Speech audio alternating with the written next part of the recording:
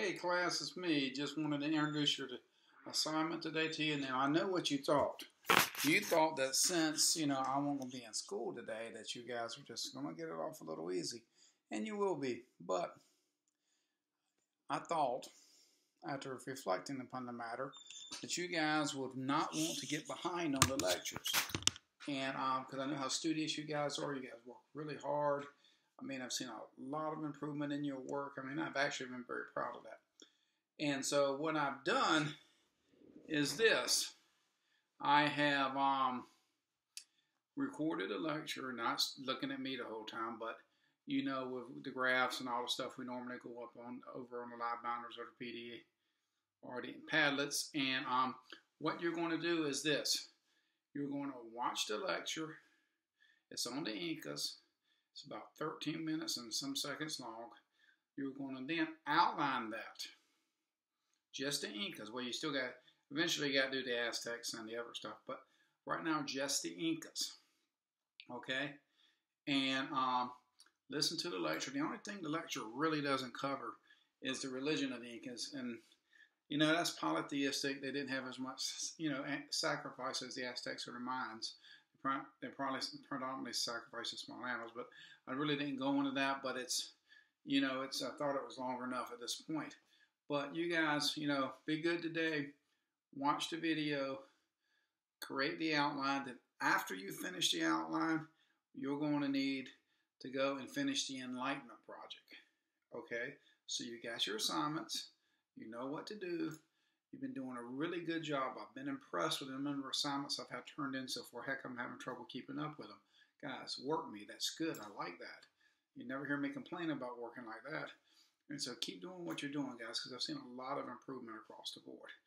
And so good luck with today. The assignments on YouTube thing. And, and I'll put it on my blog. And you have access to it there. But do it during class. Hopefully you're either watching this in class on your Padlet or on the projector screen in front of the room.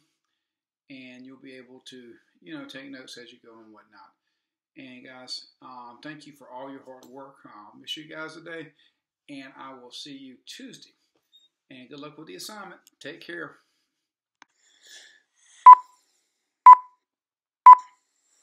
All right, class, let's get started. Just because I'm not there don't mean you cannot learn.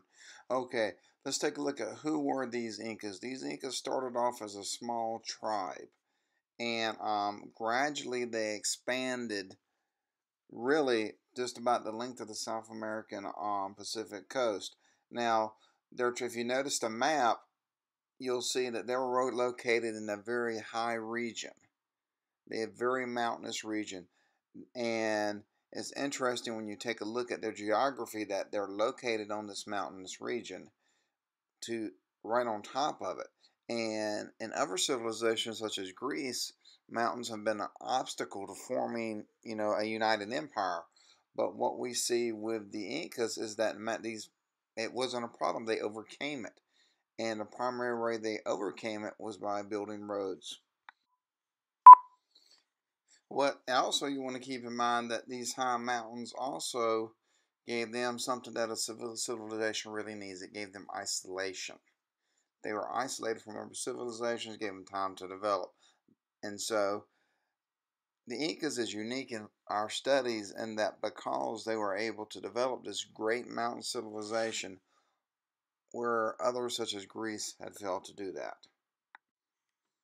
Now let's take a look at the size of the Inca Empire in comparison to the Maya and the Aztec Empire. Just look at the purple area.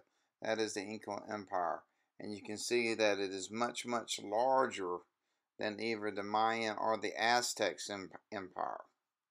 And it's quite impressive the areas they're conquering because just as the Spanish arrived, the Incas were actually expanding into the Amazon basin, which is going to the east into the jungle. So you can imagine what would it be like if the Spanish hadn't showed up.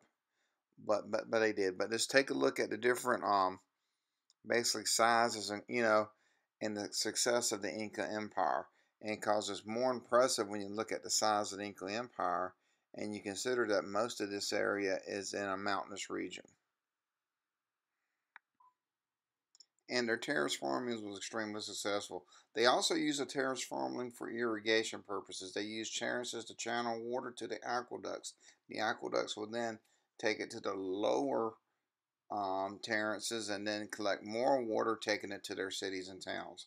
Their primary crops were corn, potatoes, and quinoas, Quinoas, a seed used to make flour and soups. Now, one thing we haven't really talked about is how different civilizations stored food. They had a unique way of storing food. The way they stored food is by drying it. Literally, they created like dried food to preserve the food to keep it longer. And they did this because it was cold climate, which necessarily removed moisture from the food in the first place. And then they placed it in the sun, allowed it to the sun to dry it out further. And finally, the women of the Inca would pound it to get the rest of the water out.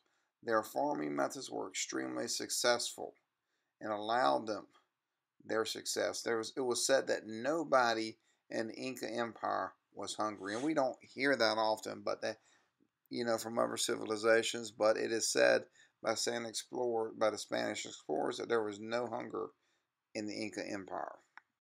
All right, let's talk about the science and technology of the Incas.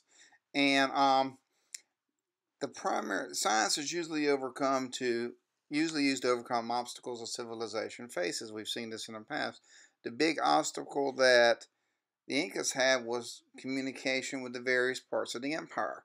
The way they overcame this is they invented actually quite stable road system using rocks and stone packed together closely.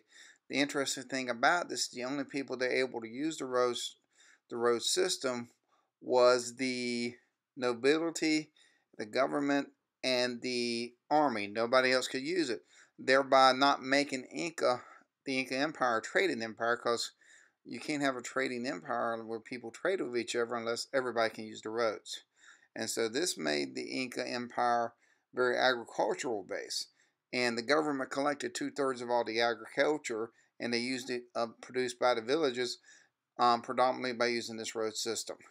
In addition to roads, they also created suspension bridges and pontoon bridges. Suspension bridges allowed them to cross big gaps in the mountains, peaks in the mountains, without having to build structures to support the bridge. And this was like a rope bridge. You've probably seen them before. And pontoon bridges allowed them to overcome major things like rivers and stuff like that. They float the pontoon bridges. You float the bridge on top of the water, walk across. They had aqueducts. The aqueducts were usually linked to the torrent system, and the torrent system would angle the water down so it would go down the different steps on the terraces and eventually end up in aqueducts, which took it to their cities.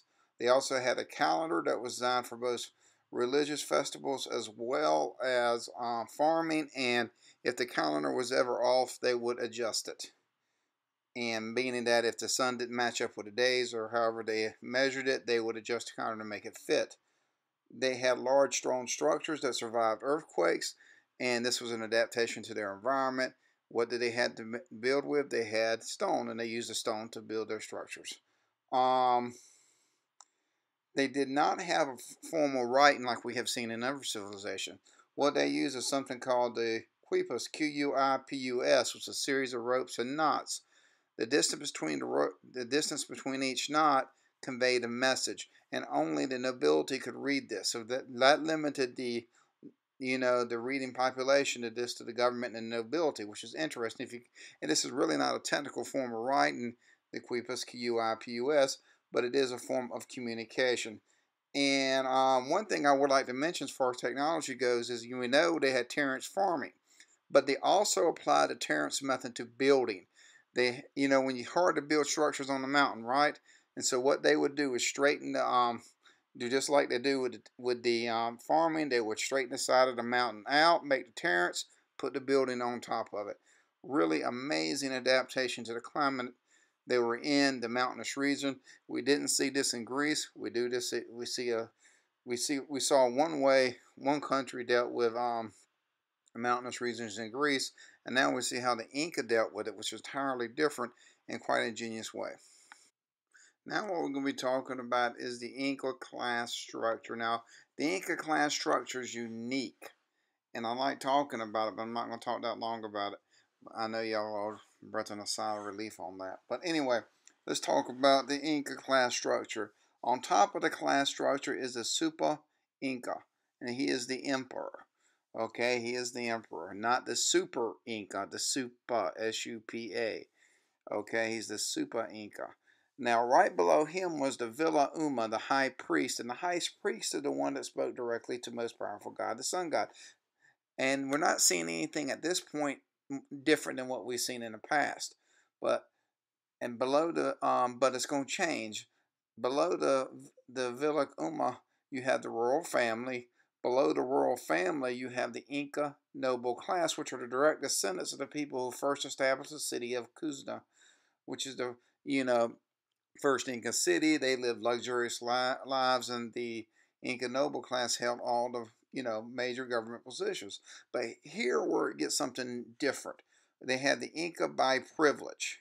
Okay, the Inca noble class slowly realized that they couldn't rule all this vast territory because there's not enough of them. So they created a new class called Inca by privilege, and a lot of times this would incorporate people from conquered areas, and they were considered to be lesser nobles. And this is unique because it sort of started incorporating people from the conquered territories into the government, sort of binding that territory with the government, making it a little bit easier to rule. Below the Inca by privilege, you see the Curacas, C-U-R-A-C-A-S. And these are leaders from tribes they conquered. They got to keep their position so long as they're loyal to the Inca. And what you see here is that the Inca is spreading, really absorbing governments into theirs, thereby making the transition of conquest easier. We saw Rome do something similar, but not the same thing. Rome gave citizenship to whole classes of people, whereas the Incas are basically taking the upper classes and assimilating them into their class structure and governmental positions, thereby making it easier to control the conquered areas. Great, great strategy. Now, below the Caracases were the tax collectors. Below them, the record keepers, the artisans, and the farmers, and the small slave population they had. But what's unique about this class structure, and what you need to remember, is that it's extremely similar to the Roman, where they would bring different levels of citizens in to give them a stake in the government. Now, the Incas, the difference is, like I said, the Incas did not bring citizens. They brought upper level people. They brought the nobility into their existing structure, giving the nobility and the people who used to rule a stake in the government, thereby making it easier to conquer areas and assimilate those areas into your society. Brilliant method. Hey guys, what we're going to do now is talk a little bit about the Inca government in and of itself. Alright, the government on top had the Super Inca, Sapa Inca, and below that they had a Supreme Council of 4 men, provincial governors, officials, army officials, tax collectors, and workers, and the common people. By all accounts, the Inca government was extremely harsh, and that's the way it kept everything in control. Local decisions literally made all the decision for the lives of people they ruled. They decided when they were going to work, when they weren't going to work, when they're going to take a break, when they're not going to take the break.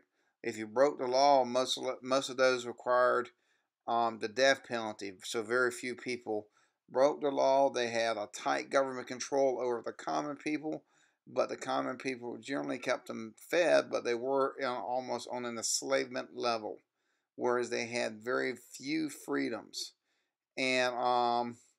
And this is one of the ways they were able to dictate and maintain control over their empire, is that they had this control over these people, very harsh, very structured, but it was effective in maintaining control over their empire. Now, as far as the common people go, the common people had basically no freedom. They were tightly controlled by the government. The nobles had almost ultimate freedom. They could dress well. They could do what they want. The nobles, you can identify a noble practically by the way they were dressed. They wore more jewelry, flashy colors, and all that stuff. Commoners were sentenced predominantly to just working the land. They couldn't own their own business. There's no social movements whatsoever. They could only do the jobs they were assigned, meaning they didn't have a choice to do what they wanted to do. They could not just stay around. The law required them to be working at all time. Even the amount of time to sleep and bathe was controlled by the government. And so this is one of the ways this absolute control over their society, over their conquered people, is one of the ways the Incas were able to were able to control this vast land they had conquered. Congratulations, you finished the assignment. And you watched the entire lecture. You have hopefully learned a lot about Incas. The Incas, if you had to compare it to a particular civilization, think about it as a cross between Greece and a little bit Rome. Greece because of the mountains. But think how opposite they are of Greece. Because Greece, with their geography, they tried to adapt. They never quite were successful as the Incas in living in a mountain environment. They had to set colonies out. And they always had that problem with the unification things because of the mountains. Now, the Incas is entirely different. They overcame the communications, built roads, built aqueducts, thrived in the mountain, created a unified, well-organized, tightly controlled empire. It's also, if you look at the structure of their empire, the way they did their social system and government, they incorporated the conquered people, not all of them, the elite of them, into their governmental structure, thereby making it easier to govern. And that was really cool because, it gave at least the elite some kind of interest into the, some kind of, stake in the government, and guaranteed their support, even though it wasn't all that. We know that that it wasn't all that successful because when the Spanish came, they had thousands of Indians allies, Native allies, but by the same token, 100 years they built a great empire. All right, guys, create your outline. When you finish that, do the enlightenment. Hopefully you outline as you watched. That would make it easier. And guys, I hope you have a great day. Wish I was there, and I mean that. I do wish I was there because I'd much rather be there than having the doctor do what he's going to do. And so anyway, guys, have a good one. Thank you. Talk to you later.